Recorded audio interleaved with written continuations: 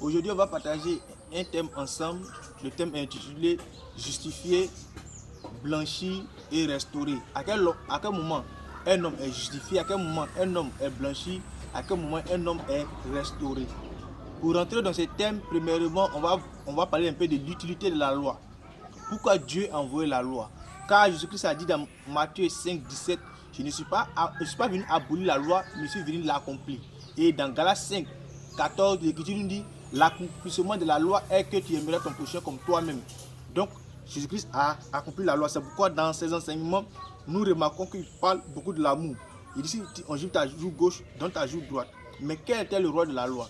L'ancienne alliance, depuis l'ancienne alliance par Moïse, Dieu a envoyé la loi pour nous garder, pour nous protéger. Car selon Galates 3, l'Écriture nous dit que la loi est là pour... La loi était amenée pour que nous, ça soit pour nous un pédagogue. Ça veut dire que la loi est venue pour nous cadrer, pour nous apprendre à marcher. Pas la loi pour, en ce qui concerne l'adoration, c'est-à-dire comment adorer Dieu, comment on devait déposer les pains de proposition dans le temple. Non et non. Parce qu'il y a la loi en ce qui concerne l'adoration, ou en ce qui concerne l'alliance de Dieu pour l'adoration. Et maintenant, il y a les précisions de la loi, c'est-à-dire tu ne mourras et tu ne voleras pas, tu ne tueras pas. C'est de ce qu'on va parler. Et dans cette loi-là, nous remarquons que Dieu nous interdit plusieurs choses. Ces choses-là, lorsqu'on est respecté, on vivait mieux sur la terre. C'est pourquoi l'Écriture nous dit dans Josué 1:8, lorsque tu observes le livre de la loi, tu réussis dans tes entreprises. Donc pour réussir sur la terre, pour mieux vivre, pour être en paix avec tout le monde, il faut respecter la loi. Ne cherche pas la femme d'autrui, ne sois pas un voleur, ne sois pas un menteur, ne porte pas un faux jugement sur ton frère. Parce que si tu aimes ton frère réellement, tu dois ne pas faire toutes ces choses-là. Jésus, voyant toutes ces choses-là, normalement, si quelqu'un aime son frère comme lui-même, il ne peut pas manifester ces choses-là. Donc Jésus-Christ a englobé, mais à rassembler toutes ces choses-là dans une seule parole, tu aimeras ton prochain comme toi-même. Donc, par ça, on voit que Jésus-Christ a accompli la loi. Donc, l'utilité de la loi est de nous garder contre les traits enflammés du diable, pour nous garder, pour que nous puissions marcher de façon pieuse sur la terre, recevoir la bénédiction, la grâce de Dieu. Mais la loi ne nous permettait pas d'avoir le salut. La loi ne nous permettait pas d'avoir une place au paradis, mais la loi nous permettait que nous puissions mieux vivre sur la terre avec un bon comportement. Car l'Écriture nous dit dans Romains 8, verset 13, on reconnaît le Fils de Dieu par celui qui est conduit par l'Esprit de Dieu. Or, l'Esprit de Dieu est saint. Si l'Esprit de Dieu est sur toi, donc normalement, tu dois te garder de ces comportements qui ne sont pas justes. Donc, voici le but de la loi. On rentre maintenant dans le thème. Qu'est-ce que signifie juste et blanchi? Parce qu'aujourd'hui, dans les églises, les gens disent, oh, le sang de Jésus sur moi, afin de me blanchir, afin de me restaurer, afin de me justifier. Est-ce que par la prière, tu peux être blanchi, ou par la proclamation de l'homme de Dieu dans ta vie, par sa délivrance, tu reçois le blanchissement? Non et non. Pour recevoir le blanchissement, selon Dieu, selon Jean 17, 17, la Bible nous dit, et ta parole est la vérité, justifie-nous, purifie-nous par ta parole. Donc pour être pur devant Dieu, il faut l'acceptation de la vérité.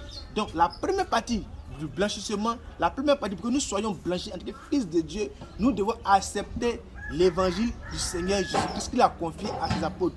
Lorsque tu acceptes l'évangile vrai, le message authentique sans tache ni ride, donc d'où tu reçois une partie du blanchissement.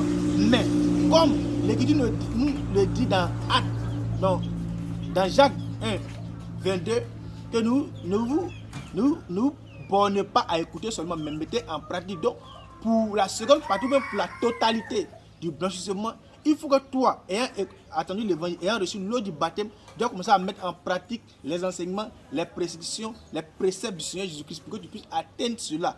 Pour que tu sois blanchi entièrement, premièrement, tu dois être dans la vérité, accepter l'eau du baptême dans la vérité, et ensuite mettre le message de Jésus-Christ en pratique. D'où, si Jésus-Christ te dit tu ne voleras pas, tu ne dois pas voler. Si Jésus-Christ te dit tu ne mentiras pas, tu ne dois pas mentir. Donc, englober ces deux choses-là, tu arrives à atteindre le blanchissement devant Dieu.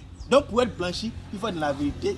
Et ensuite, il faut mettre en pratique au moins la parole du Seigneur Jésus-Christ par son messager, par ses oins. Ça, je vais dire du côté du blanchissement. Et maintenant, la justification. Encore on retrouve la justification. La justification, il faut être justifié devant les anges, devant Satan, devant les hommes. Donc pour être justifié, celui qui est justifié devant Dieu est qui? Celui qui est saint. On dit le juste tombera et cette fois se relèvera. Donc pour être justifié devant Dieu, mais pour être justifié devant les hommes, il faut un homme saint. Or nous voyons sur la terre aujourd'hui, il n'y a pas d'homme saint, ou bien il y a peu d'hommes saints. Or, pour parler de la sainteté, premièrement, il faut être dans la vérité. Donc, pour atteindre la justification, il faut passer d'abord par le blanchissement. Étant blanchi, tu tombes maintenant dans la justification. La justification maintenant, tu dois mettre en pratique le message du Seigneur Jésus-Christ. Tu dois mettre en pratique les œuvres de la foi. Car l'Écriture nous dit que la foi sans les œuvres, c'est une foi morte. Donc, pour que tu puisses être justifié, il faut ajouter en ce que tu as entendu les œuvres de la foi. Mais qu'est-ce que les œuvres de la foi? Je reprends. La justification, première, il faut être dans la vérité. Parce que pour être justifié, il faut être dans la vérité. Parce que tu sais justifier devant les démons, les anges et les hommes. Donc, il faut être dans la vérité. Étant dans la vérité, pour que Dieu puisse dire que tu es justifié, il faut être saint. Mais pour atteindre la sainteté, ou pour atteindre la piété, ou pour atteindre ce que Dieu veut, pour qu'on puisse t'appeler un homme juste sur la terre, étant dans la vérité, il faut mettre en pratique les œuvres de la foi. Car l'Écriture nous dit, la foi sans les œuvres est une foi morte. Or, les œuvres de la foi, selon Galates 5, 22, c'est l'amour. L'amour, la joie, toutes ces paroles, ou même toutes ces choses qui sont dans Galates 5, 22, ce sont ces choses-là. Lorsque tu arrives à manifester cela, purement, Dieu dit, tu es justifié. Donc la justification, pour atteindre la justification, il faut mettre en pratique les œuvres de Galates 5, 22, les œuvres spirituelles. Lorsque tu mets cela en pratique, Dieu dit que tu es justifié. Ça, c'est la partie de la justification. On va tomber maintenant dans la restauration. À quel moment on atteint la restauration? La restauration, premièrement, c'est la restauration de nos dons spirituels. La restauration de la totalité de notre âme. Et aussi avoir la joie du salut. Une ferme assurance que nous sommes sauvés. Une ferme assurance que nous sommes de Dieu. Voici les trois points de la restauration. La restauration de nos dons spirituels et la restauration totale de notre âme et ensuite avoir la joie de son salut. Une ferme assurance que nous sommes sauvés. Donc pour atteindre la restauration, vu que le thème c'est trois grandes parties, trois grandes étapes du Fils de Dieu qui doit manifester le côté spirituel. Donc pour atteindre la restauration, d'abord il faut manifester le blanchissement, il faut manifester la justification et ensuite maintenant, ayant pu manifester toutes ces choses, que tu pourras être restauré. Restaurer des dons. Lorsque nous naissons avec certains dons, certaines qualités. Étant dans le monde, par nos comportements, les dons sont éteints. On n'arrive plus à manifester nos côtés spirituels, nos côtés divins. Les visions, souvent les visions sont arrêtées, les sons sont arrêtés, les prémonitions sont arrêtées. Et étant arrivé dans la vérité, Dieu permet que nous recevons l'eau du baptême. Et par l'eau du baptême, certains dons sont éveillés. Et par nos mauvais comportements, par nos péchés, Dieu peut éteindre encore ces dons-là.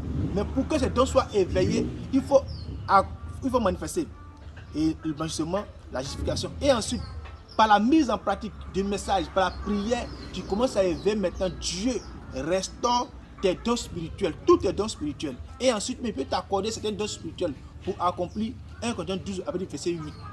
Et ensuite, tes dons spirituels, lorsque Dieu t'accorde cela, il te permet que tu puisses avoir la joie du salut. Que ta joie, que tu puisses avoir la joie du salut. Que tu sois heureux, tu sens encore la présence de Dieu en toi, tout en tout lieu. Tu sens que Dieu est avec toi. Et le dernier point, c'est la totalité, ou la restauration totale de ton âme. Donc, lorsque un homme doit manifester la restauration, c'est Dieu qui le fait pour lorsqu'il accomplit la première partie qui est la justification, et la première partie qui est le blanchissement, la deuxième partie qui est la justification. Et lorsqu'il demeure dans la parole, il marche selon la parole, Dieu permet qu'il puisse être restauré, régénéré, afin qu'il puisse manifester Dieu comme Dieu le veut. Et lorsque toi tu arrives à manifester ces trois choses-là, Dieu dit en réalité que tu es un homme pur, tu es un homme plus blanc que la neige, tu es un homme agréable à lui parce que tu atteins l'étape de la spiritualité qu'il veut pour toi.